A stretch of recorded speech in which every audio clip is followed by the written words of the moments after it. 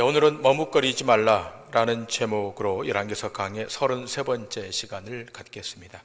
말씀의 제목을 다 같이 한번 따라 하시겠습니까? 머뭇거리지 말라. 시작. 머뭇거리지 말라. 먼저 우리 다 같이 본문 21절의 말씀을 보시겠습니다. 엘리야가 모든 백성에게 가까이 나아가 이르되 너희가 어느 때까지 둘 사이에서 머뭇하려느냐.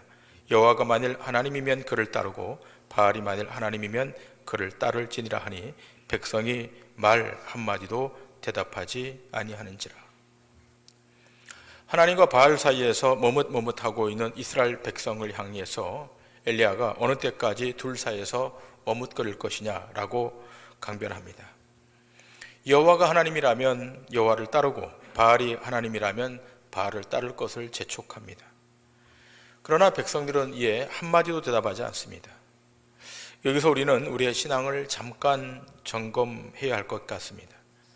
과연 우리의 신앙이 하나님만 섬기는 신앙인지 아니면 세상에 깊이 몰입되어서 세상의 신을 따라가고 있지는 않은지를 점검해야 됩니다. 지금 읽은 본문을 통해 알 수 있듯이 타락한 이 이스라엘 백성의 신앙이 바알만 섬기는 것은 아니었습니다. 만일 바알만 섬겼다면 둘 사이에 머뭇거린다라고 하는 말이 이 본문에 기록될 필요가 없는 겁니다. 여러분이 아시다시피 북이스라엘에는 하나님의 이름으로 건설된 성전 두 곳이 있었습니다. 단과 베델에 건설된 성전이었습니다. 여기에서도 이스라엘 백성은 하나님께 제사하고 예배했습니다. 그런데 문제는 무엇입니까? 여호와의 신앙이 금송아지 신앙으로 변질되어서 바알과 아세라를 섬기는 것과 구별이 안 됐다는 겁니다. 그러니까 신앙에 혼합이 발생한 겁니다. 그런 까닭에 엘리야가 지금 책망하는 겁니다. 둘 사이에서 머뭇거리지 말고 결단하라. 하나님 앞에 혼합된 신앙을 버리고 결단하라는 것입니다. 자, 이렇게 머뭇거리자 엘리야가 이스라엘 백성에게 이렇게 제안을 합니다. 본문 22절부터 24절까지입니다. 엘리야가 백성에게 이르되 여호와의 선자는 나만 홀로 남았으나 바알의 선자는 450명이로다. 그런즉 송아지 둘을 우리에게 가져오게 하고 그들은 송아지 한 마리를 택하여 각을 떠서 나무 위에 놓고 불은 붙이지 말며 나도 송아지 한 마리를 잡아 나무 위에 놓고 불은 붙이지 않고 너희는 너의 신의 이름을 부르라. 나는 여호와의 이름을 부르리니 이에 불로 응답하는 신 그가 하나님이니라. 백성이 다 대답하되 그 말이 옳도다 하니라. 자, 지금 엘리야가 이스라엘 백성에게 제안하지 않습니까? 송아지를 잡아서 나무에 놓고 불은 붙이지 말자. 너희는 너의 신의 이름을 부르고 나는 여호와의 이름을 부르겠다. 그러면서 불로 응답하신 분 그가 하나님이라고 하자 백성들이 그 말에 옳다고 동의합니다. 엘리야 하면 가장 먼저 떠오르는 장면이 이 대목이기도 합니다. 자, 그래서 우리도 이런 응답이 왔으면 좋겠다라고 하는 마음이 우리 마음속에 있습니다. 엘리야에게 불로 응답하셨던 하나님, 그 하나님이 오늘 우리에게도 임했으면 얼마나 좋을까. 이러한 간절한 소원이 있었기에 불로 응답하시는 엘리야의 하나님을 성가곡으로 만들어 찬양하기도 합니다. 자, 그런데요, 만일 하나님께서 정말 불로 응답하신다면, 정말로 불로 응답하신다면 어떻게 되겠습니까? 하나님과 세상 양다리를 걸치고 있는 우리들의 머리 위에 그 불이 임하지 않겠습니까? 그런데 우리는 용감하게도 불로 응답해달라고 요청합니다. 우리가 무지해서 그렇고 유약해서 그런 것입니다. 불로 응답되지 않은 것이 다행이지 불로 응답했다면 우리 중에 살아남을 사람은 아무도 없을 것입니다. 자, 계속해서 본문을 보시겠습니다. 25절 이하의 말씀입니다. 엘리야가 바알의 선지자들에게 이르되 너희는 많으니 먼저 송아지 한 마리를 택하여 잡고 너희 신의 이름을 부르라. 그러나 불을 붙이지 말라. 그들이 받은 송아지를 가져다가 잡고 아침부터 낮까지 바알의 이름을 불러 이르되 바알이여 우리에게 응답하소서 하나 아무 소리도 없고 아무 응답하는 자도 없으므로 그들이 그 쌓은 제단 주위에서 뛰놀더라. 정오에 이르러는 엘리야가 그들을 조롱하여 이르되 큰 소리로 부르라. 그는 신인즉 묵상하고 있는지 혹은 그가 잠깐 나갔는지, 혹은 그가 길을 행하는지, 혹은 그가 잠이 들어서 깨워야 할 것인지 하매, 이에 그들이 큰 소리로 부르고 그들의 규례를 따라 피가 흐르기까지 칼과 창으로 그들의 몸을 상하게 하더라. 이같이 하여 정오가 지났고 그들이 미친 듯이 떠들어 저녁 소제 드릴 때까지 이르렀으니 아무 소리도 없고 응답하는 자나 돌아보는 자가 아무도 없도다. 우리는 여기서 종교의 실상이 무엇인지를 들여다볼 수 있습니다. 자, 송아지를 잡아놓고 불을 붙이지 않고 불로 응답하자. 자, 이런 지금 제안이 여기 성립되어 있습니다. 바알과 아세라를 섬기는 이방 선지자 850명이 등장합니다. 엘리야가 이 제안을 했을 때 이방 선지자 850명이 이 제안을 거절할 수 없습니다. 못하겠다고 하면 해보지도 않고 싸움에서 지는 형국 아니겠습니까? 그리고 이미 백성들이 엘리야 말에 동의했기 때문에 지금 발을 뺄 수 있는 상황도 아닙니다. 자, 그런데도 이 850명의 선지자들, 자신들의 숫자를 믿고 자신의 종교성을 믿고 지금 밀어붙이고 있습니다. 여러분, 종교에서도 여러 가지 능력과 표적들이 얼마든지 나타날 수 있습니다. 우리가 믿는 기독교 신앙 말고도 신비한 신앙, 토테미즘 신앙, 미스티스틱한 신앙, 신비주의 신앙 안에서도 이런 능력과 표적들은 나올 수가 있죠. 마귀가 얼마든지 그러한 능력들을 나타내도록 할 수 있는 겁니다. 그러나 그러한 거짓 기적은 적어도 지금 이 갈멜 산상에서는 통용되고 있지 않습니다. 그 이유는 둘 사이에서 무엇이 옳은가가 확증되어야 되기 때문입니다. 여러분, 종교와 신앙은 다르다는 사실을 기억하셔야 됩니다. 여러분, 종교가 무엇입니까? 종교는 어떤 것을 설정하는 하나의 메커니즘이 있습니다. 종교라고 하는 것은 나는 여기 있고 능력이 많으신 신은 저기 있다고 상정하고 자신의 능력과 자신의 정성과 자신의 노력을 다 동원해서 바치면 그 신이 응답한다, 그런 체계입니다. 그러니까 여기서 주체는 자기 자신입니다. 내가 감동적인 행동을 하고 치성을 드리고 감사를 하고 헌신을 하면 신이 감동해서 응답한다는 겁니다. 이게 세상의 대부분의 종교가 갖고 있는 특징입니다. 이것은 어느 종교도 이것을 탈피할 수 없습니다. 그래서 불교도 여기에 해당하고 이슬람교도 해당하는 것 아니겠습니까? 열심히 명상을 하고 고행을 해서 해탈의 경지에 이르는 것, 그 자리에 도달하는 것입니다. 그런데 만일 우리가 어려서부터 만일 이런 식의 신앙생활을 했었다면 그것은 어쩌면 신앙이 아니라 종교생활일 수도 있습니다. 여러분, 내가 기도하면 응답되어야 된다. 이 기도는 경쟁력인 것이고 이 기도는 인생의 역전을 가능하게 하는 것이고 기도는 만사를 바꾼다 라고 하는 그런 메시지를 우리가 종종 듣습니다. 물론 틀린 것은 아닙니다. 지성이면 감천이니까 그렇게 하라고 권고합니다. 그러나 여기에만 매몰되면 이것은 기독교 신앙과 거리가 있는 것입니다. 여러분, 기독교 신앙은 여러분이 아무리 기도해도 아무리 빌어도 아무리 간구해도 하나님의 시간의 때가 아니면, 하나님의 뜻이 아니면 거절될 수 있는 것, 이것을 수용할 수 있는 것이 기독교 신앙입니다. 왜냐하면 하나님은 주권자이시기 때문에 자기 의지대로 자기 뜻대로 움직여 가시는 분이십니다. 하나님은 살아계시기 때문에 그런 거예요. 만약 하나님이 죽어있는 하나님이라면 우리 뜻대로 가겠죠. 우리가 조종할 수 있는 분이고 우리가 의도하는 대로 이끌려가는 분이시겠지만 하나님은 살아 역사하시는 절대자이시기 때문에 자기 의지대로 자기 뜻대로 움직여 가시는 거예요. 인간이 아무리 여론이 들끓어도 하나님의 뜻이 아니면 실행이 안 되는 겁니다. 이것을 인정하는 것이 신앙입니다. 자, 26절 이하의 말씀을 다시 한번 보시겠습니다. 그들이 받은 송아지를 가져다 잡고 아침부터 낮까지 바알의 이름을 불러 이르되 바알이여 우리에게 응답하소서 하나 아무 소리도 없고 아무 응답하는 자도 없으므로 그들이 그 쌓은 제단 주위에서 뛰놀더라. 정오에 이르러는 엘리야가 그들을 조롱하여 이르되 큰 소리로 부르라.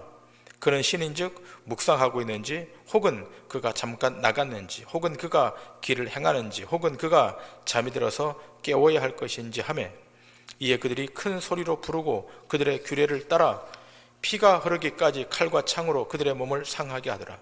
이같이 하여 정오가 지났고 그들이 미친 듯이 떠들어 저녁 소재 드릴 때까지 이르렀으나 아무 소리도 없고 응답하는 자나 돌아보는 자가 아무도 없더라.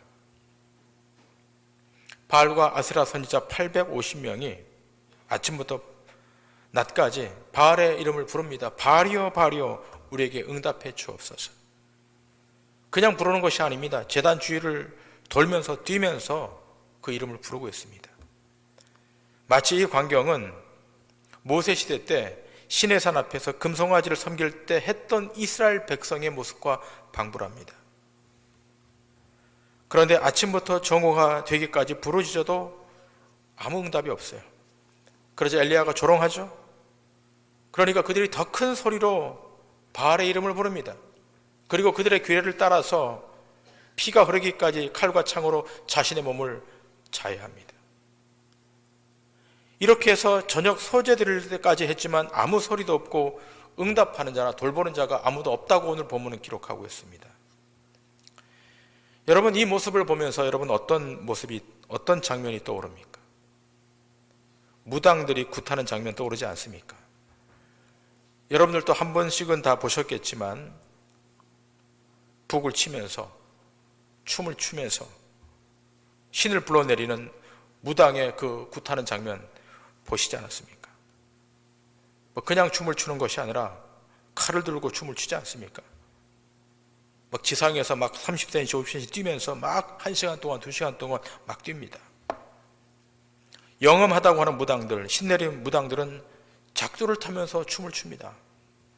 여러분 단오 때 한번 가보십시오. 세순무 이렇게 대를 이어서 업으로 하는 무당 말고 강신, 진짜 신이 내린 무당은 작두에서 칼을 들고 춤을 춥니다. 지금 이와 같은 모습이 바알과 아세라 선지자 850명이 지금 제단에서 기도하는 모습과 같습니다.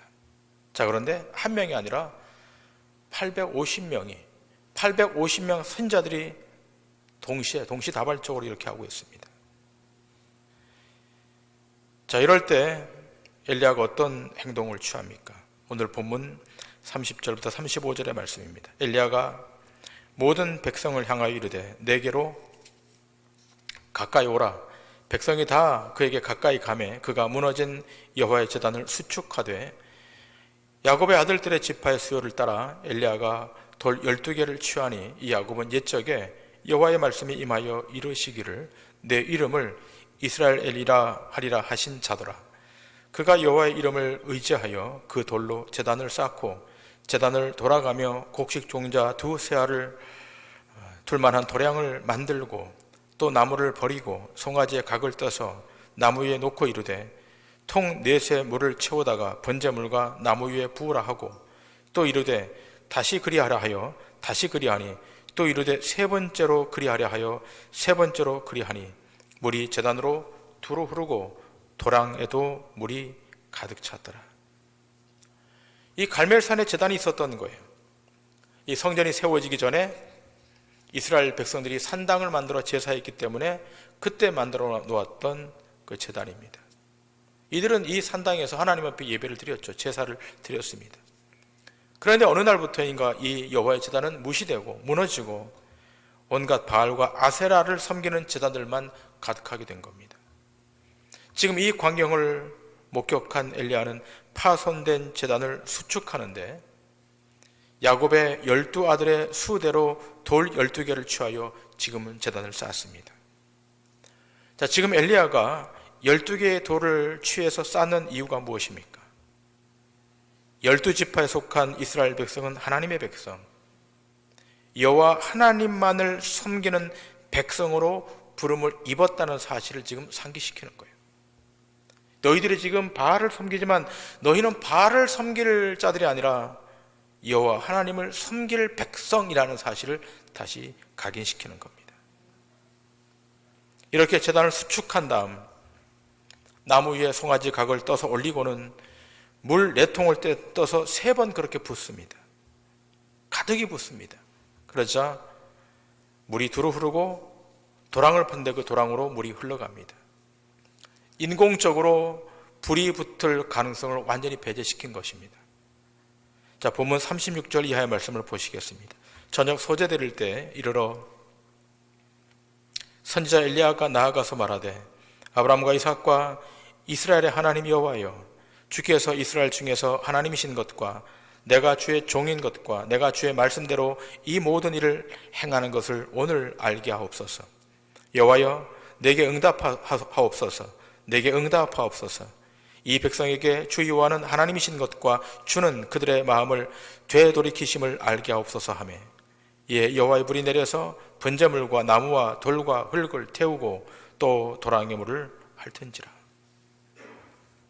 제단을 수축하고 물을 붓는 시간이 좀 걸렸지만 기도하는 시간은 채 1분도 걸리지 않았습니다.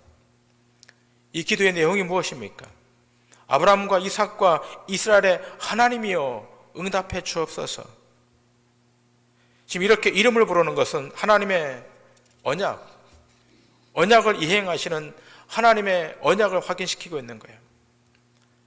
아브라함과 언약하신 하나님, 이삭과 언약하신 하나님, 야곱과 언약하신 하나님, 그 언약을 이루어내신 하나님을 지금 이스라엘 백성들을 보고 너희가 그 언약의 하나님을 알아라고 공포하고 있는 겁니다. 너희가 과거에 섬겼던 그 하나님은 단 한 치의 오차도 없이 그 언약을 이루시는 전능하신 여호와 주 하나님이신 것을 너희가 알라라고 지금 말씀하고 있는 것입니다. 너희가 그 언약의 하나님을 잊었다는 거야. 신실하게 이루어 가시는 그 언약의 하나님 너희가 망각했다는 것입니다. 이 갈멜산 전투를 통해서 바알이 참 하나님이신지 아니면 우리가 믿는, 내가 믿는 여호와 하나님이 참 신인지를 확인하라는 것입니다. 하나님은 그냥 하나님이 아니라 체결한 언약대로 움직여 가신 하나님, 너희의 조상 아브라함과 이삭과 야곱과 맺었던 그 언약대로 신실하게 움직여 가시는, 이행해 가시는 하나님. 지금 엘리야가 그 하나님을 향해 부르짖고 있습니다. 그러자 그때 하늘에서 불이 내려와서 번제물과 나무와 돌과 흙을 다 태우고 도랑의 물을 다 핥아버립니다. 자, 그렇게 되자 어떻게 됩니까? 39절 40절입니다. 모든 백성이 보고 엎드려 말하되 여호와 그는 하나님이시로다.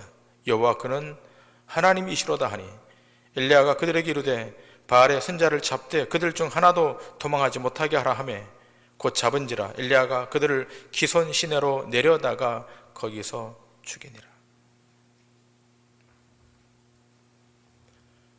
바알이나 아세라가 여호와의 하나님이 아니라 엘리야의 하나님이 여호와의 하나님인 것을 지금 증명해냈습니다. 모든 백성이 엎드려서 뭐라고 고백합니까? 여호와 그는 하나님이시로다. 여호와 그는 하나님이시로다. 얼마나 비극적입니까? 이스라엘 백성들이 여호와가 하나님이신 것을 몰랐겠습니까? 알았는데 망각한 거예요. 잊어버린 거예요. 다른 것은 다 기억했는데 여호와가 하나님이라는 사실을, 그 중요한 사실을 망각한 겁니다. 이제 백성들은 이 둘 사이에서 머뭇할 수가 없었던 겁니다. 하나님 편, 여호와 편에 서야만 했습니다. 오늘 이 말씀이 이스라엘 백성에게만 지금 도전되고 질문하는 말씀이 아니라 오늘 이 아침 예배하고 있는 우리에게도 동일하게 묻고 있는 말씀인 것을 기억하셔야 됩니다. 하나님과 우상 사이에서 머뭇거리지 말고 하나님의 편에 서라. 도전하는 말씀입니다. 그러나 기억할 것은 앞에서도 말씀드린 바와 같이 만약 오늘날 이렇게 구약식으로 직접 불로 하나님이 여기 임하신다면 세상과 하나님 나라에 양다리 걸치고 있는 우리가 어떤 상태가 되겠습니까? 불의 심판을 받아야 될 겁니다. 생각해 보세요. 지금 우리 교회 천장의 문이 열리고 하늘에서 불이 내려와서 심판을 가하신다면 살아남을 사람이 있겠습니까? 나는 그 심판에 살아남을 수 있다라고 생각되는 분 손 한번 들어보시기 바랍니다. 손 한번 들어보세요. 저만 손 들었네.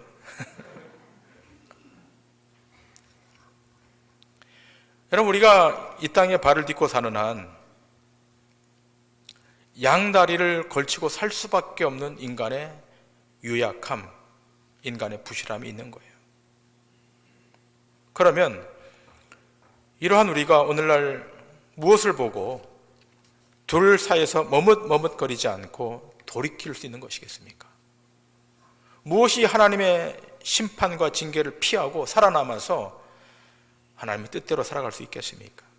성경은 한 가지 대안을 제시합니다. 그것은 십자가입니다. 십자가는 사람들이 하나님과 세상을 겸하여 섬기려고 했기 때문에 일어났던 신적 사건입니다. 메시아를 기다렸던 유대인들, 그들은 하나님의 나라와 세상 나라를 함께 생각했었습니다. 메시아가 이 땅에 오면 하나님의 나라도 완성되고 자신들의 지상 왕국도 완성될 것이라고 생각했습니다. 그런데 예수님이 뭐라고 말합니까? 내 나라는 이 세상에 속한 나라가 아니다. 이렇게 말하니까 유대인들이 예수님을 배척하는 거예요. 이방인들도 동일했습니다. 예수님이 뭐라고 말합니까? 나를 따라오려거든 자기를 부인하고 자기 십자가를 지고 따르라. 그러니까 이방인들도 예수님을 배척한 거예요. 결국 유대인들에게도 배척받고 이방인들에게도 배척받아서 우리 주님이 십자가에 못 박혀 돌아가십니다. 근데 여러분, 그분이 십자가를 지심으로, 십자가 위에서 구속의 사역을 완성하심으로 우리에게는 생명의 길이 나타났다는 것입니다. 십자가 앞으로 가는 사람, 십자가의 은총을 덧입는 사람, 그 사람은 영원히 살 수 있는 길을 가지게 됐다는 겁니다. 십자가 외에는 길이 없는 거예요. 여러분, 세상은 십자가를 붙들고 가는 신자들을 향해서 왜 이렇게 어리석냐고, 왜 이렇게 무지하냐고, 왜 이렇게 바보 같냐라고 말할지 모르겠지만 신자에게는 그것만이 살 길임을 기억하셔야 됩니다. 바울은 고린도전서 1장에서 이렇게 말하고 있지 않습니까? 십자가의 도가 멸망하는 자들에게는 미련한 것이요 구원을 받는 우리에게는 하나님의 능력이라. 기록된 바 내가 지혜 있는 자들의 지혜를 멸하고 총명한 자들의 총명을 폐하리라 하였으니 지혜 있는 자가 어디 있느냐? 선비가 어디 있느냐? 이 세대의 변론가가 어디 있느냐? 하나님께서 이 세상의 지혜를 미련하게 하신 것이 아니냐? 하나님의 지혜에 있어서는 이 세상이 자기 지혜로 하나님을 알지 못하므로 하나님께서 전도에 미련한 것으로 믿는 자들을 구원하시기를 기뻐하셨도다. 유대인은 표적을 구하고 헬라인은 지혜를 찾으나 우리는 십자가에 못 박힌 그리스도를 전하니 유대인에게는 거리끼는 것이요 이방인에게는 미련한 것이로되 오직 부르심을 받은 자들에게는 유대인이나 헬라인이나 그리스도는 하나님의 능력이요 하나님의 지혜니라. 여러분, 이렇게 미련하고 어리석은 십자가의 도를 여러분 정말로 따라 살아가시겠습니까? 주님 재림하실 때까지 이 십자가만 붙들고 그 길을 여러분 걸어가시겠습니까? 이 질문 앞에 여러분 해답하셔야 됩니다. 대답을 하셔야 돼요. 근데 분명한 것은 이렇게 어리석게만 보이는 이 십자가를 인정하고 붙들고 살아갈 때만 영원한 생명 앞에 도달할 수 있다는 것입니다. 이 십자가를 놓칠 때, 이 십자가를 간과할 때 성경은 이렇게 도전하고 있지 않습니까? 갈라디아서 3장 1절 이하입니다. 어리석도다 갈라디아 사람들아, 예수 그리스도께서 십자가에 못 박히시는 것이 너희 눈앞에 밝히 보이거늘 누가 너희를 꾀더냐? 내가 너희에게서 다만 이것을 알려 하노니 너희가 성령을 받은 것이 율법의 행위로냐 혹은 듣고 믿음으로냐? 너희가 이같이 어리석으냐? 성령으로 시작하였다가 이제는 육체로 마치겠느냐? 바울이 갈라디아 교인들을 지금 책망하는 거예요. 어리석도다 갈라디아 사람들아, 예수 그리스도께서 십자가에 못 박히신 것이 너희 눈앞에 보이거늘 누가 너희를 꾀어서 십자가에서 이탈했느냐라고 하는 거예요. 십자가로 돌아오라는 것입니다. 너희가 이같이 어리석으냐? 성령으로 시작했다가 이제는 육체로 마치겠느냐라고 도전하고 있어요. 성령으로 시작했다는 것은 뭡니까? 십자가로 시작했다는 거예요. 그런데 십자가를 손에서 놓으니까 육체로 끝난다는 거, 사망으로 끝난다는 겁니다. 이게 가장 큰 비극 아니겠습니까? 어리석게 보일지라도, 미천하게 보일지라도 십자가만은 붙들어야 되는 거예요. 여러분의 손에서 다른 것은 놓을 수 있어요. 명예도 놓을 수 있고, 인간관계도 놓을 수 있고, 사회적 지위도 손에서 놓을 수도 있습니다. 그러나 단 하나, 십자가만큼은 절대로 손에서 놓으시면 안 돼요. 그건 우리의 생명줄입니다. 그것이 하나님의 진노를 피하는 유일한 방편입니다. 그런데 일단의 사람들이 여기서 이탈하고 있지 않습니까? 그래서 바울은 빌립보 교회 성도들에게 이렇게 말합니다. 빌립보서 3장 18절 이하입니다. 내가 여러 번 너희에게 말하였거니와 이제도 눈물을 흘리며 말하노니 여러 사람들이 그리스도의 십자가의 원수로 행하느니라. 그들의 마침은 멸망이요 그들의 신은 배요 그 영광은 그들의 부끄러움에 있고 땅의 일을 생각하는 자라. 그러나 우리의 시민권은 하늘에 있는지라. 거기로부터 구원하는 자 곧 주 예수 그리스도를 기다리노니 그는 만물을 자기에게 복종하게 하실 수 있는 자의 역사로 우리의 낮은 몸을 자기 영광의 몸에 흉처와 같이 변하게 하시리라. 자, 십자가에서 이탈된 일단의 사람들이 빌립보 교회 안에 있었어요. 이들에 대해서 뭐라고 말하는가 하면 여러 사람들이 그리스도의 십자가의 원수로 행한다. 빌립보 교회 안에 일단의 성도들 중에 십자가를 버리고 그리스도의 십자가의 원수로 행하는 사람이 있었다는 거예요. 그런데 그들의 마지막은 뭡니까? 그들의 마침은 멸망이요 그들의 신은 이 배요, 사람의 배요. 그 영광은 그들의 부끄러움에 있고 땅의 일을 생각하는 자라고 지금 지적합니다. 십자가를 말하는데 가만히 보니까 그 이면에는 자기 배를 신으로 삼고 살아가는 거예요. 육신의 배를 채우는 것이 인생의 최종적 목적이에요. 여러분, 이것이 빌립보 교회만의 문제이겠습니까? 행여 우리 자신의 문제는 아니겠습니까? 여러분, 세상은 그럴 수 있습니다. 세상은 땅에 집착하고 땅의 영광을 구하며 살아가는 존재가 맞습니다. 그러나 선택받은 택함을 입은 하나님의 권속들은 생명의 십자가를 붙들고 사는 존재입니다. 왜냐하면 십자가로부터 생명이 오기 때문에 그렇습니다. 그런데 기억할 것은요, 우리가 아무리 십자가를 붙들고 살려고 해도 우리의 의지로만 되지 않는다는 거예요. 여기 놀라운 신비가 있습니다. 우리가 십자가를 붙드는 것은 우리 의지 넘어 계신 하나님의 의지가 작동하고 있다는 겁니다. 십자가에서 달리신 그분 예수 그리스도가 우리를 십자가 앞으로 지금도 이끌고 계시기 때문에 일어나고 있는 신비한 일임을 아셔야 됩니다. 여러분, 여러분의 실력을 믿으시면 안 됩니다. 여러분의 결정, 아무리 선한 결정을 해도 내일이면 바뀔 수 있습니다. 때문에 우리 안에 역사하시는 성령님께서, 우리를 이끌고 계시는 성자 예수님께서 우리를 이끌고 가셔야 머뭇머뭇하지 않고 십자가 앞으로 오게 되는 겁니다. 그래서 사도 요한은 요한복음 12장 32절에서 이렇게 증거하고 있지 않습니까? 내가 땅에서 들리면 모든 사람을 내게로 이끌겠노라 하시니. 우리 주님이 어떻게 해요? 내가 부활하면 모든 사람을 내게로 십자가 앞으로 이끌겠다.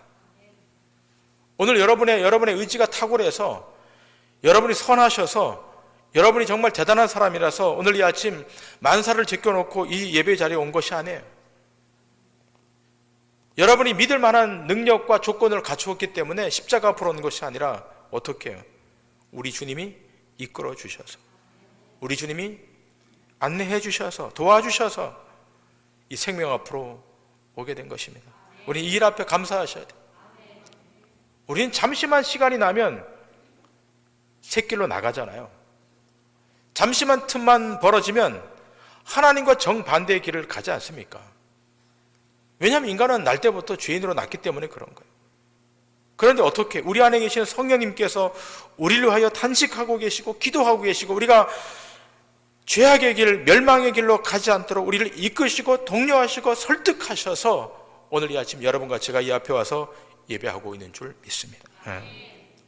때문에 여러분의 남은 인생을 소모하지 마시고 세상과 하나님 나라 앞에서 머뭇머뭇거리지 마시고 믿음으로 결단하셔서 생명 앞으로, 십자가 앞으로, 주의 은총 앞으로 오셔서 세상을 뛰어넘어 승리하시는 믿음의 권속들 다 되시기를 주님의 이름으로 간절히 축원합니다.